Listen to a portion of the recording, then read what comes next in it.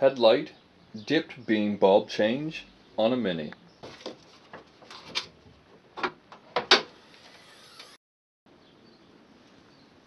From inside the engine bay, so there's two covers.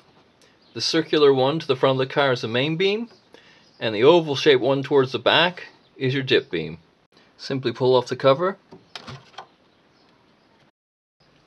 disconnect the electrics,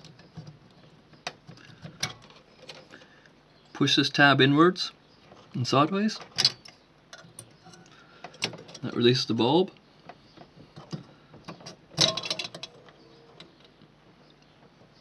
So what you do is get a new bulb.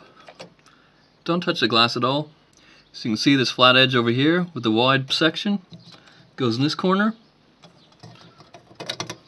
Put it in, hold in place, put the wire in, push down, pull across so it catches there, and then reconnect the electrics. And put the cover back on, and you're done.